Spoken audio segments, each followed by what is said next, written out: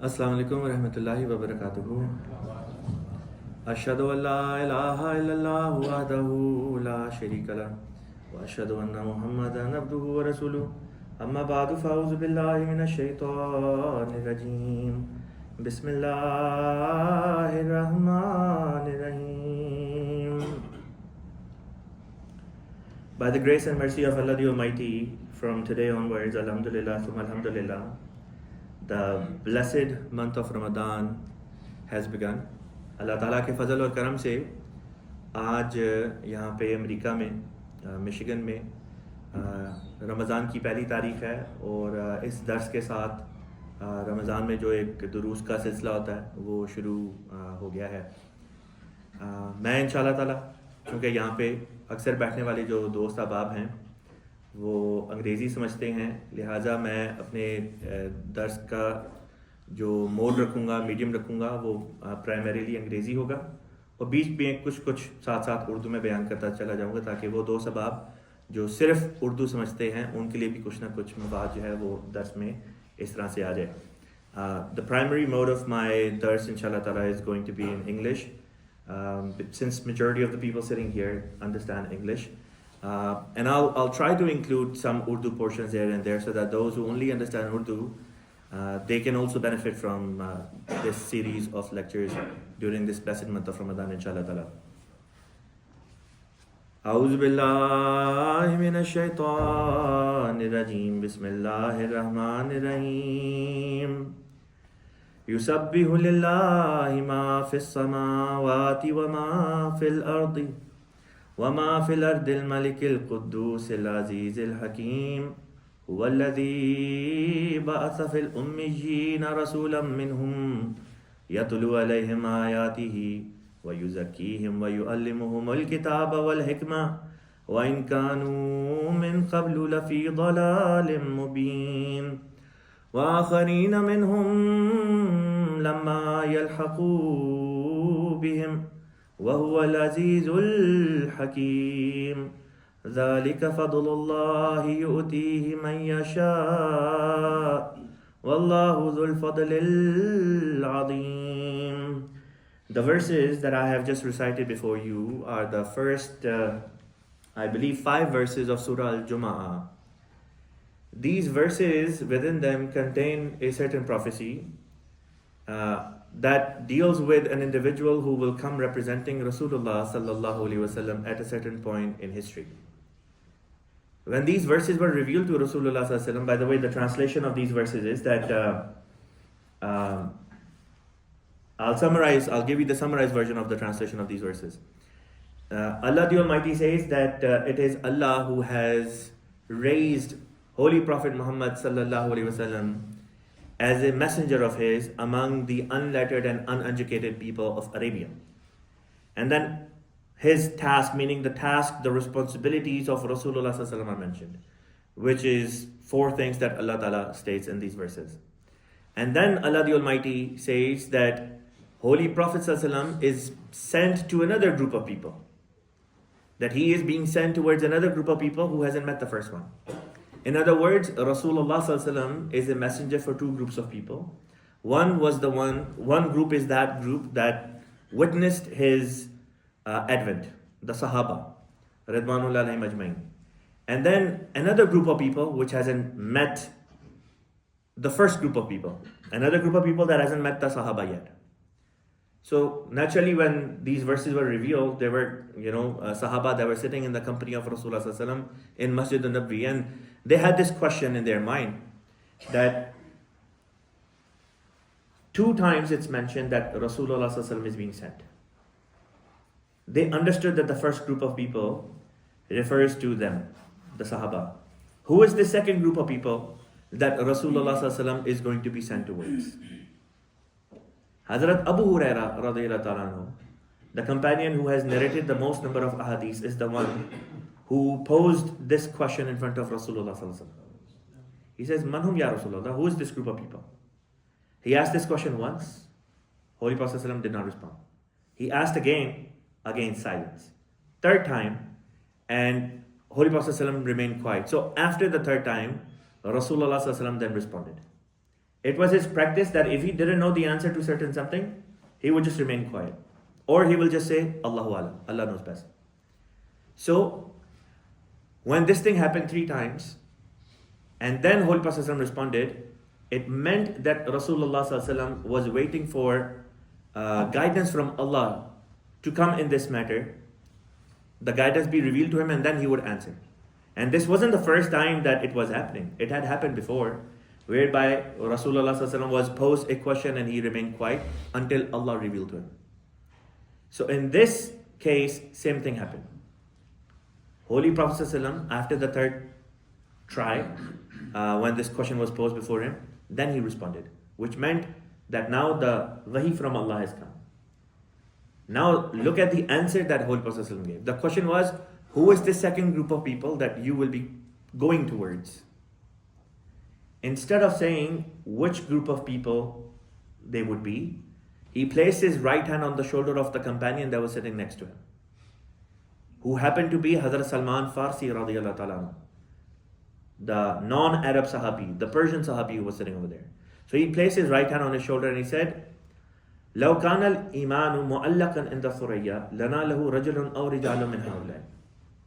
If faith was to go all the way to the Pleiades, the stars, meaning if there was no faith left in the world, someone from his people, someone from Persian descent will bring it back.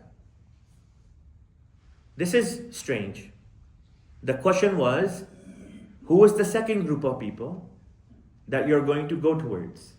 But instead of answering that question, Rasulullah is answering who that individual be who will come. So he, through his own tafsir, which Allah taught him, showed everyone that it is not he himself who is physically going to come back in this world. Rather, someone who would spiritually resemble Rasulullah, who would be of a Persian descent, would come representing Rasulullah and do the task of bringing the Iman back into this world. My dars today is going to be about that individual. We, the Ahmadiyya Muslims, believe that this individual was the founder of the Ahmadiyya Muslim Community. More about him, inshallah ta'ala, will come later on. This prophecy does not stand alone. There are many other prophecies that speak about this individual. In Sahih al-Bukhari, which is the most authentic book of ahadith, Asahul Kutub Ba'da Kitabillah, the most authentic book after the book of Allah the Almighty. Therein, Rasulullah's hadith has been mentioned. Again, the narrator of this hadith is Abu Hurairah radiyallahu ta'ala, the same Sahabi who was the one who asked this question about Surah Al-Jumu'ah and the individual mentioned in it.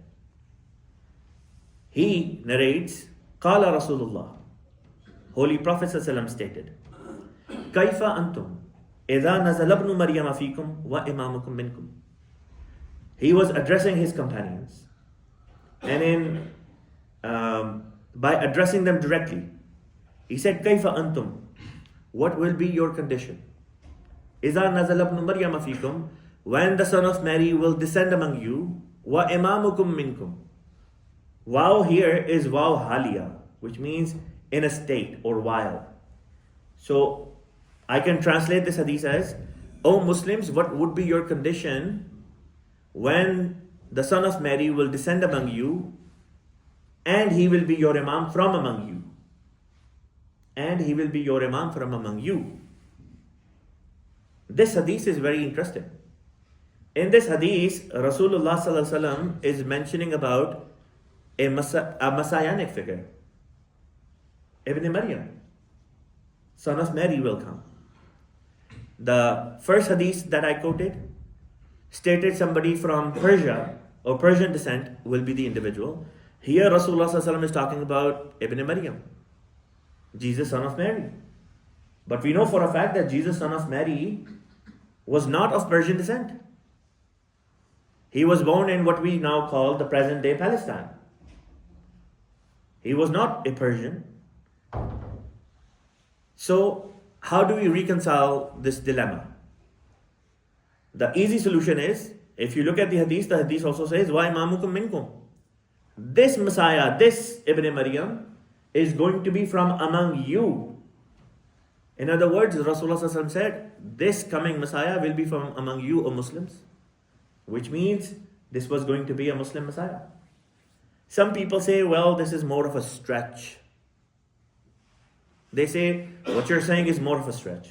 Okay? If it is a stretch, how about another hadith of Rasulullah, which is taken from Sahih Muslim. In Sahih Muslim, which comes right after Sahih Bukhari. In Sahih Muslim, the same hadith is mentioned, but with a slight change of wording. There it says, فَأَمَّكُمْ مِنْكُمْ, that this Ibn Maryam will descend among you. فَأَمَّكُمْ مِنْكُمْ, thus he will lead you from among you. So Rasulullah sallallahu alaihi wasallam is clearly stating that this messianic figure, when he will come, he will be your Imam. Now scholars like Yasir Qati, they stipulate that wa imamukum minkum is a reference towards Sayyidina Imam Mahdi alayhi salatu wasalam, and not to Ibn Maryam, not to Messiah. They say these are two different individuals. But here is another problem. There are several ahadith of Rasulullah sallallahu alaihi wasallam, by one count more than 36 or so different variations of this concept is mentioned in various books of ahadith. For example, in one book, Rasulullah sallallahu alaihi wasallam said, La Mahdiyu illa Isa. There is no Mahdi but the Messiah. Then in Al-Musnad Ahmad ibn Hanbal, hadith number 9294, Rasulullah sallallahu alaihi wasallam, again the narrator of this hadith, this is very interesting, the narrator of this hadith again is Abu Hurairah radiyallahu ta'ala anhu. He says, An Abi Hurayrata an al-Nabi sallallahu alayhi wa sallam qal, Yushiku manasha minkum an yalqa Isa ibn Maryam imaman mahdiyan wa hakaman adla fayaksiru as-saliba wa yaqtulu al-khinzira wa tuda'u al-jizya wa tada'u al-harbu awzaraha. In other words, he says that whoever from among you live will see Isa ibn Maryam as Imam Mahdiya, as Imam Mahdi, wa hakaman adla, and a just judge. Fayaksiru saliba, thus he will break the cross. Wa yaqtulu al-khinzira, and he will kill the swine. Wa tuda'u al-jizya, and he will abolish jizya. Wa tada'u al-harbu awzaraha, there will be no more religious fighting, no more religious wars. Again, this hadith is merging the two concepts together. There are no two individuals. There is no separate Mahdi, there is no separate Messiah. Rather, Rasulullah sallallahu alaihi wasallam is merging these two into a single individual. He's saying it's going to be one man with two distinctive roles. One role of being a Messiah, the other role of being Imam Mahdi. It begs the question, what was the wisdom in giving two titles to one person? It begs this question, why Rasulullah sallallahu alaihi wasallam is saying that the coming individual will be called Mahdi and he will also be known as the Messiah. The job of the Messiah is to preach to the Christian world primarily, and then to others, of course. And the job of Imam Mahdi is that of a Hakam and Adl, someone who is going to serve as a judge among the Muslim Ummah.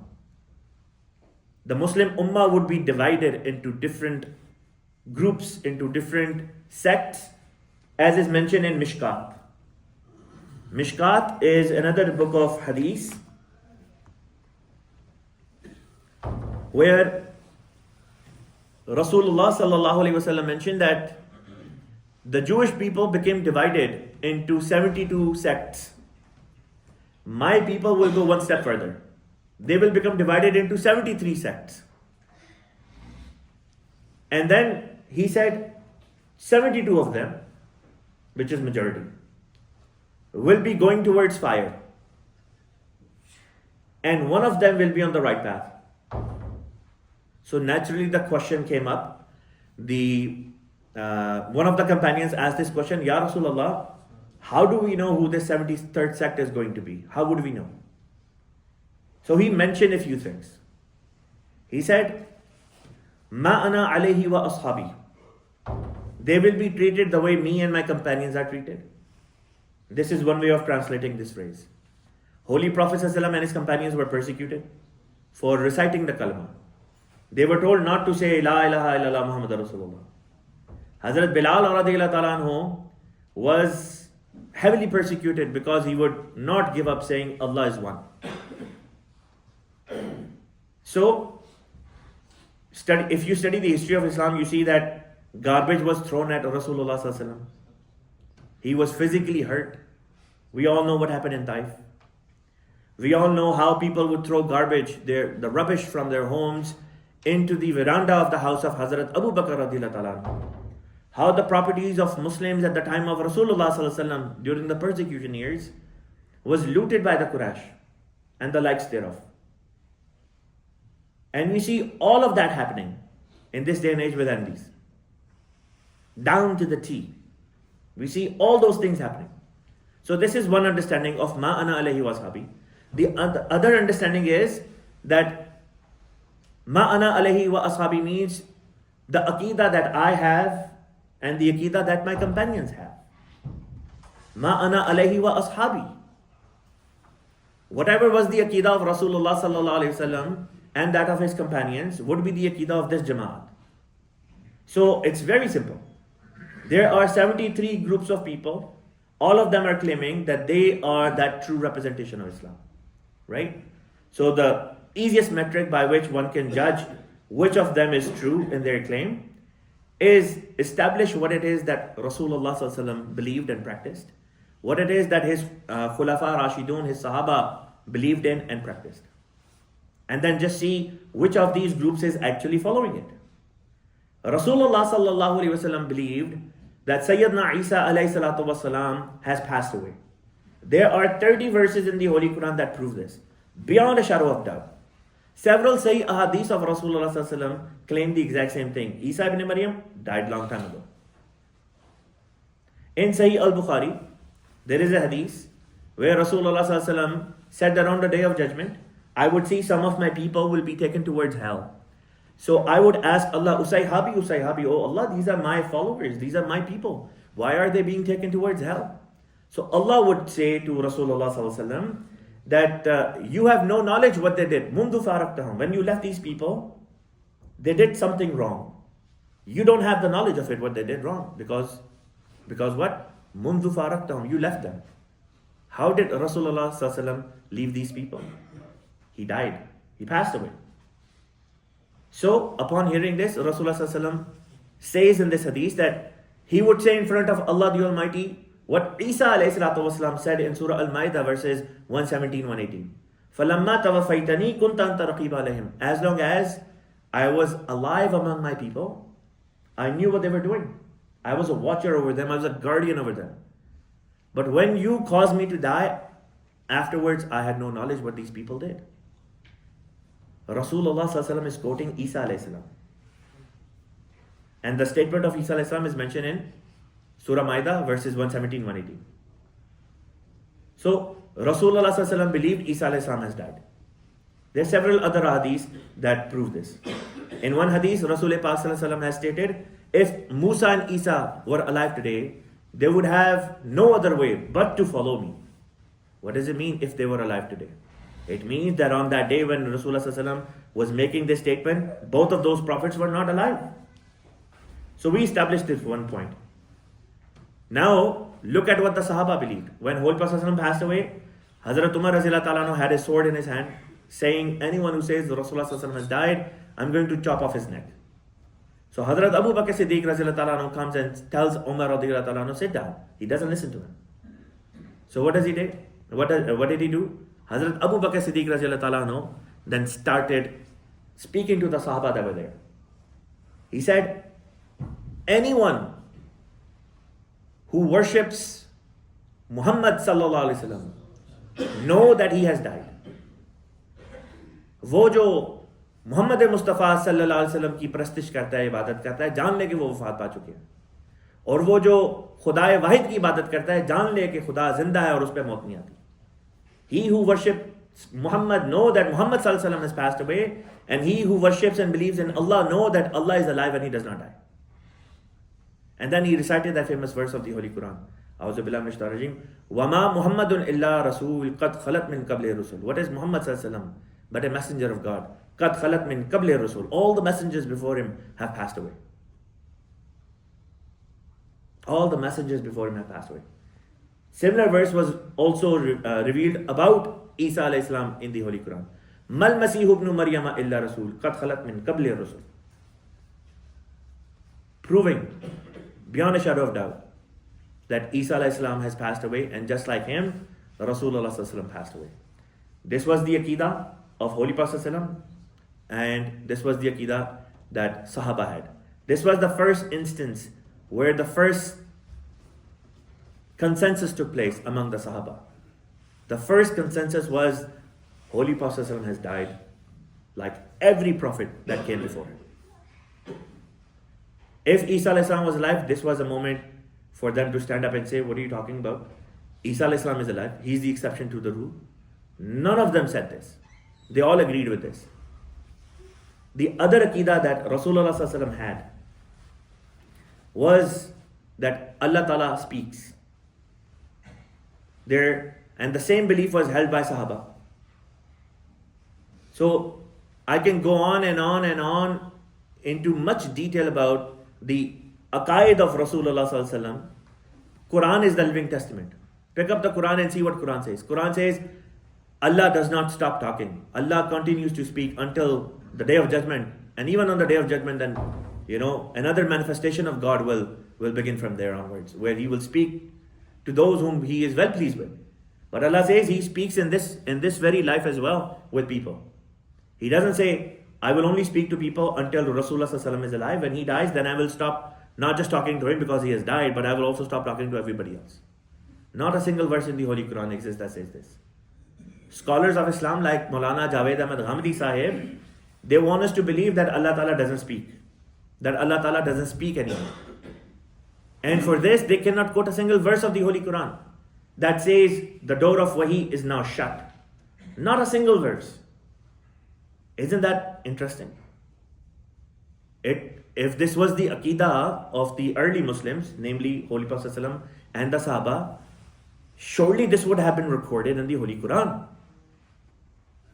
Not a single verse that supports this. Ghamdi Sahib has to turn towards ahadith.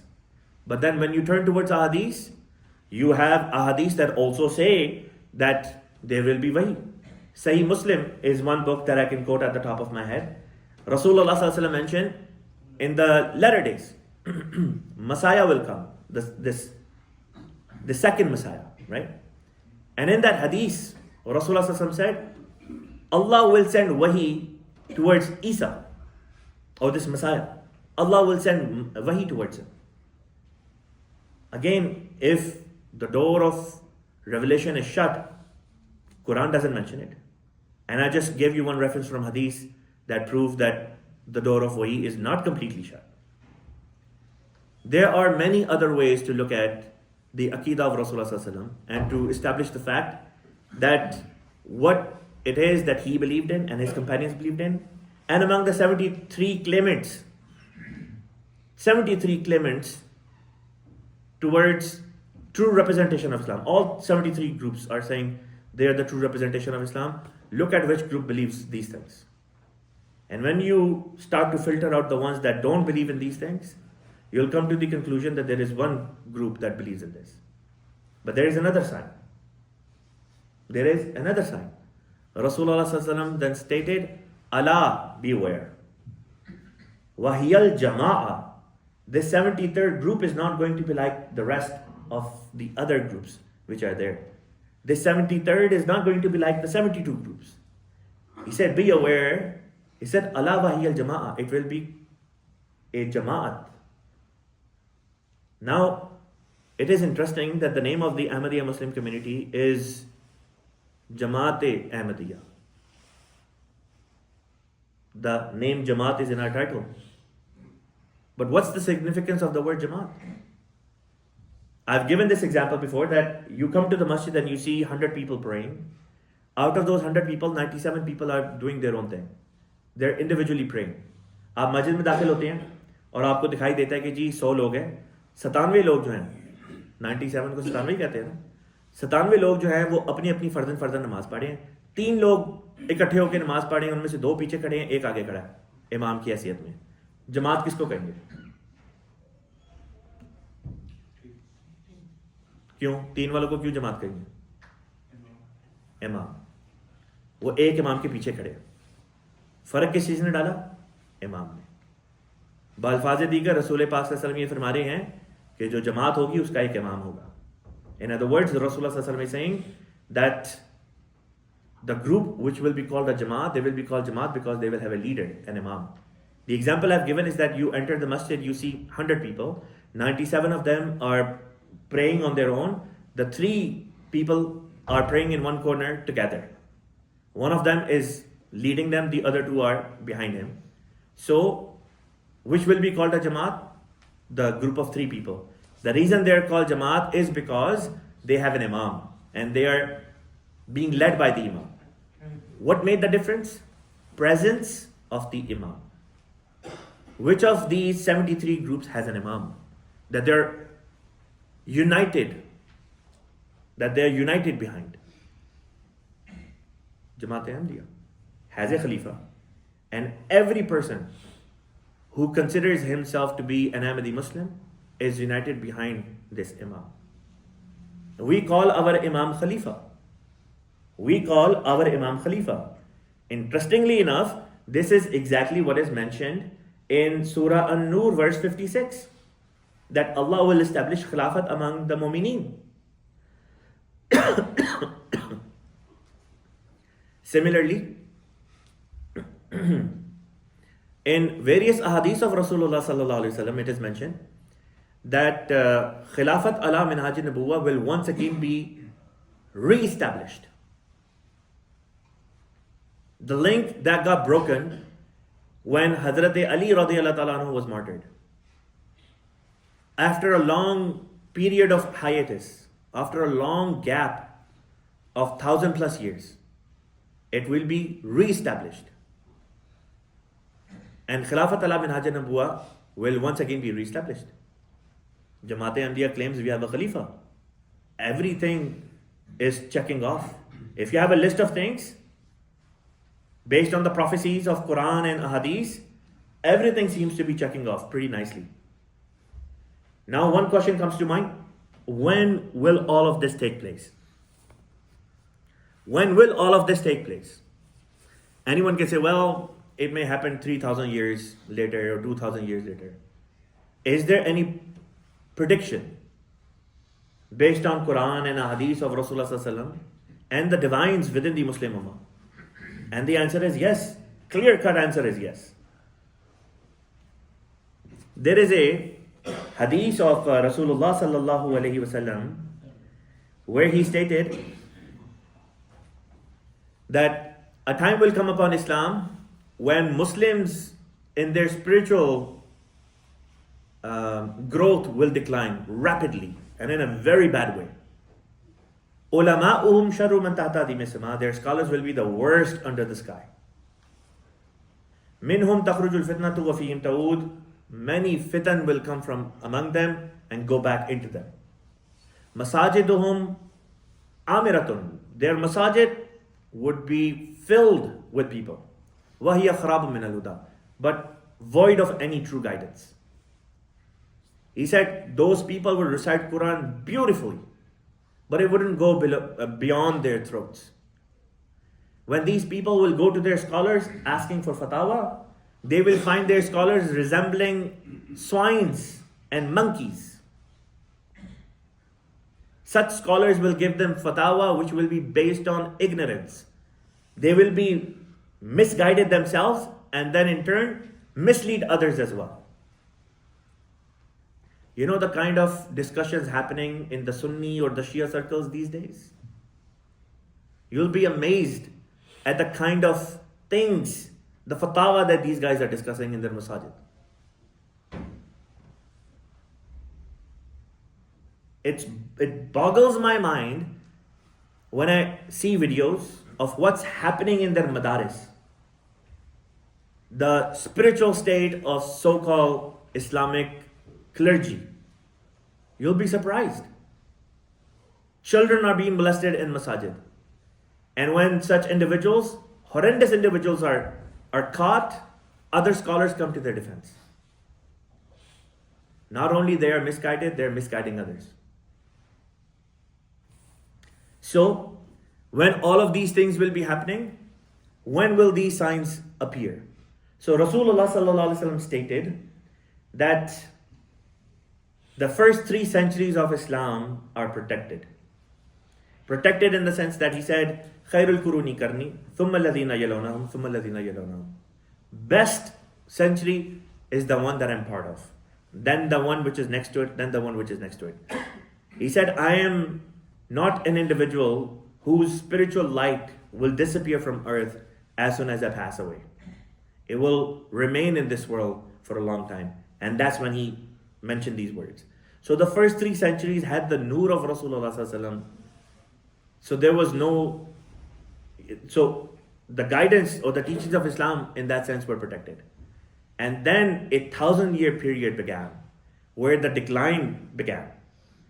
And the decline reached its pinnacle when 1,300 years had passed. The first 3 centuries plus 1,000 years. Now pay attention to these words of Rasulullah sallallahu alaihi wasallam. Narrated by Hudayfa ibn al-Yaman radiyallahu ta'ala anhu, he stated, when 1,240 years would have passed, then after that, Allah Almighty will send His Mahdi.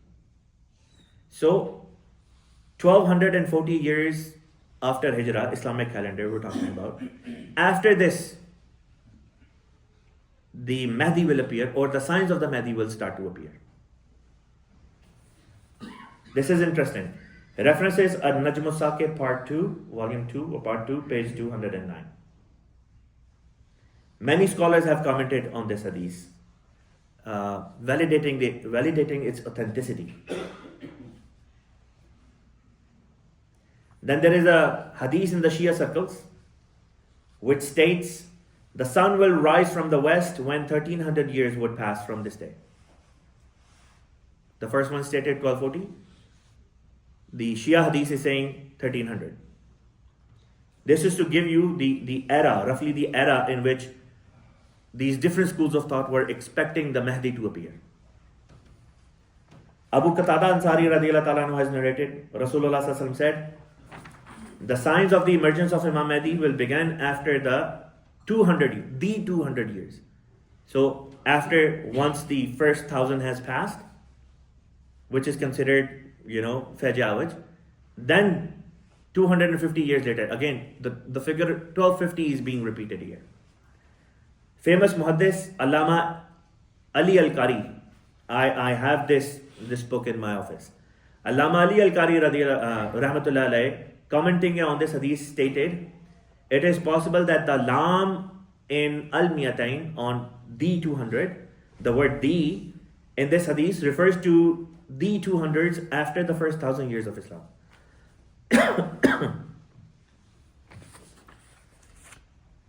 Many scholars have mentioned this. Now here's the interesting fact.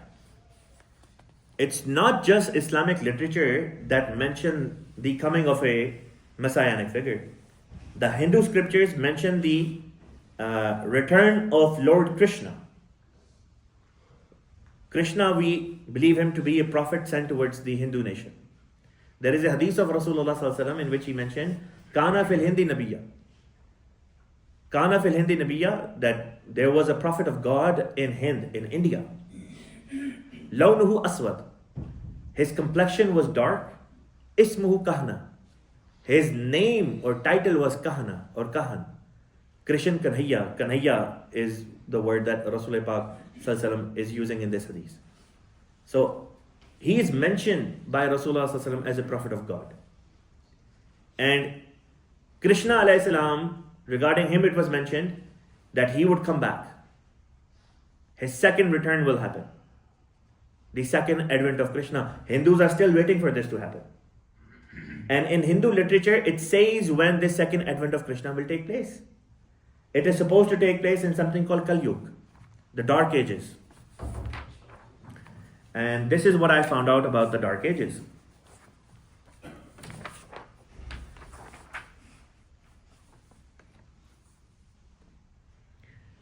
According to the Hindu literature, it says that the return of Krishna is expected, and the advent of this dark age in which Krishna is supposed to come is supposed to be 1900 Bikrami year.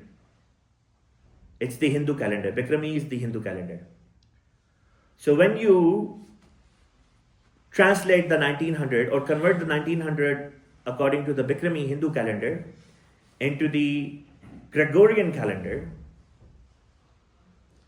the year comes out to be 1834, 1835. 1834, 1835 is the year. When you convert 1834, 1835 into the Hijri calendar, the year becomes 1250. It's the exact year in which Sayyidina Hazrat Ahmad, Mirza Ghulam Ahmad Qadiani alayhi salatu wasalam was born in. All the things are aligning perfectly. You can't call it a coincidence. One thing after another, after another, after another. From the Holy Quran, from the Ahadith, from the ulama, all of them are aligning. Then the Christian literature in the Holy Bible, book of Daniel, mentions a dream that Prophet Daniel, Hazrat Daniel alayhi salatu wasalam saw. Based on that, the Christian authors had been writing that the year of the Lord is going to be the year in which Isa alayhi salam, according to them, was going to return, was supposed to be 1842, 1843. In America, right here in America, there were Christian movements that left everything, sold off their homes, went to a certain place because their priest told them so, and they started looking towards the sky that the Messiah is now going to come down. The year is very peculiar, 1842, 1843, is because according to Christian scholars, the Gregorian calendar, the Christian calendar, is off by 7 to 8 years. What they say as year 0 is actually supposed to be 7 or 8 BC. Year 0 would be the year that Isa alayhi salam, according to them, was born in. So technically it's supposed to be 7 or 8 years prior. So if you go 7, 8 years prior, the figure you get again is going to be 1834, 1835. Again, all these things are aligning. Then there were signs which were mentioned, not just when this thing will happen, this phenomena will take place, but Rasulullah sallallahu alaihi wasallam left no stones unturned. He made sure that everyone understood beyond a shadow of doubt that these will be the symptoms through which you can know for certain that that is the time for this Mahdi, this Messiah.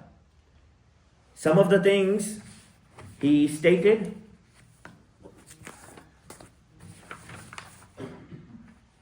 included solar and lunar eclipse. Sadar Sahab, can you let me know when we have 10 minutes left? So, one sign that Rasul Pak Sallallahu Alaihi Wasallam mentioned, and this is also recorded in the Holy Quran, that sun and moon will be eclipsed. Quran talks about this as a sign of Judgment Day. When Prophet of Allah comes in this world, that time is also referred to as Judgment or Qiyamah. So, in a hadith book known as Sunan Dar Qutni, where a hadith is narrated by Imam Bakar Rahmatullah Alayhi, he was, I think, great grandson of Rasulullah Sallallahu Alaihi Wasallam. He says, An Muhammad bin Ali, قال إن لمهدينا آيتين لم تكون منذ خلق السماوات والأرض ينكسف القمر لأول ليلة من رمضان وتنكسف الشمس في النصف منه ولم تكون منذ خلق السماوات والأرض.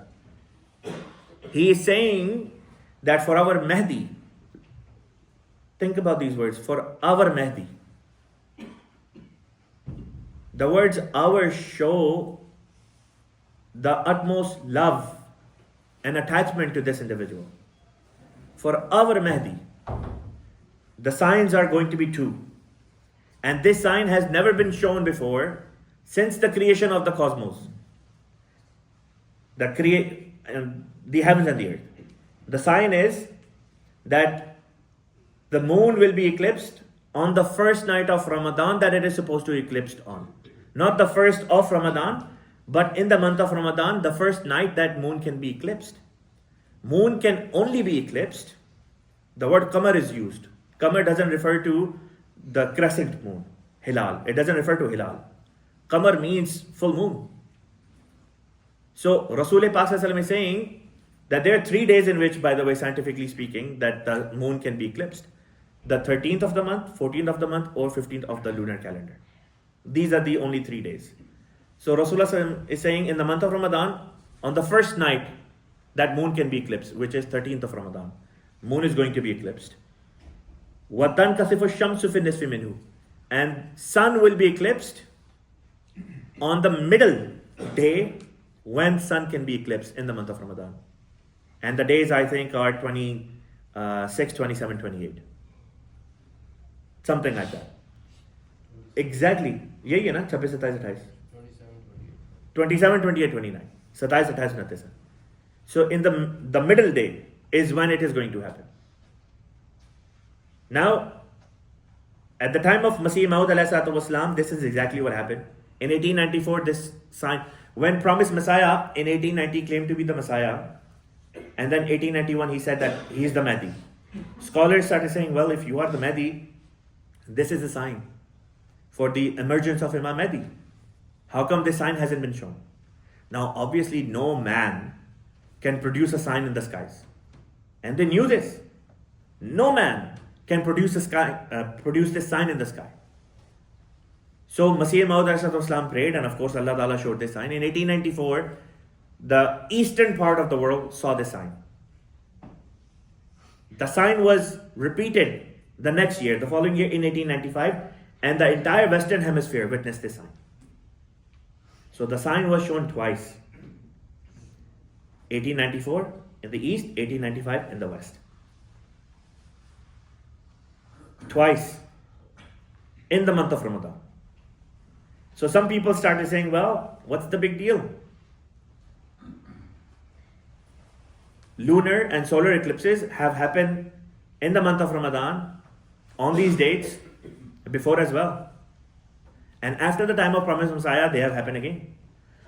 So they say, what's the big deal? The big deal was that this sign has never appeared at a time when there was a claimant who was saying, I am that Imam Mahdi. Not even once did it happen. Before the time of Masih Maud or after his time. And the wording of the hadith is crystal clear. It will never happen for anybody else. It only happened once.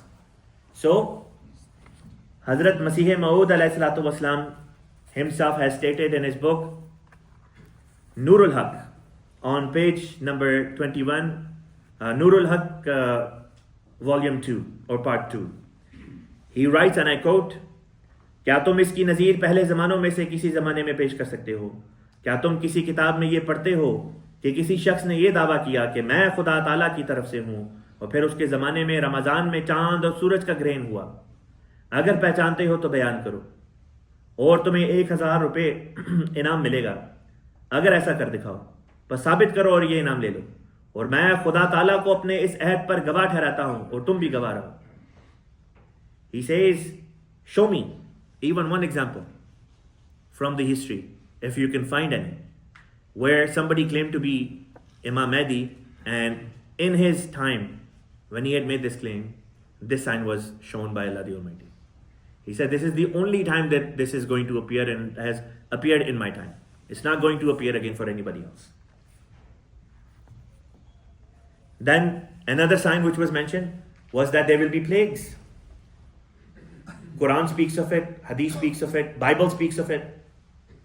Then another sign was mentioned, that of Zuz Sinin Sitara, Zussinin Sitara is the comet, the famous comet that people were waiting for. And I can show, this is the picture of that comet, an actual picture, which was taken by an American photographer here in the United States. This sign was shown by Allah the Almighty. Afterwards, when this dars is uploaded on YouTube, I'll make sure that this picture is there for everyone to see. 1882, roughly around 1300 after Hijri. Look at how things are aligning. This sign was mentioned in the Bible, it appeared. Another sign which was mentioned, this sign was mentioned in, like I stated, Hadith and also in Bible. Plague. The famous plague in India, Taun. Promised Messiah wrote a book on this issue known as Qadiani. Again, this sign was fulfilled in that time frame. Another sign mentioned was that there will be a huge fire from Java. Java is an island in Indonesia. That they will, and all these signs are mentioned in Hadith of Rasulullah Sallallahu Alaihi Wasallam. In 1883, there was a volcanic eruption on the island of Java. And it is known in history as the volcanic eruption of Krakatoa. The loud boom it generated was so disastrous that it was heard thousands of miles away. The effects of it were felt here in America. Imagine the intensity of that volcanic eruption. Here I have a picture of volcanic dust. This is a picture of volcanic dust from that 1883 eruption of Krakatoa. And here is a rock from Krakatoa from that volcanic eruption. This is a picture of a rock, volcanic rock from that eruption. An Ahmadiyya Muslim from United States of America, who is currently serving as our National Secretary Sahib, Amur Ama and Naib Amir, Dr. Bilal Rana Sahab, he shared these pictures with me. He bought these from an auction and then gifted these to Sayyidina Amir al-Mu'mineen Khalifatul Masih al-Khamis Sayyidullah Ta'ala Baras Aziz. He was gracious enough, I seeked his permission to share these pictures here in my dars today. So, when you look at all the prophecies, the signs, you look at when these signs were supposed to happen, you look at the area where this individual was supposed to come. The word Qadiya is mentioned, the name of Qadian. India is mentioned. In Ahadith, the word even India is stated, is clearly mentioned. It's time? Okay. The name Ahmad is also mentioned. So everything that was mentioned about these times perfectly aligned, they were fulfilled, and that individual was none other than the founder of the Ahmadiyya Muslim Jamaat in Islam, Hazrat Mirza Ghulam Ahmad Qadiani alayhi salatu wasalam. Inshallah ta'ala, more on this subject matter will continue tomorrow. Wa akhiru da'wana alhamdulillahi rabbil alamin. Muhammadur Rasulullah.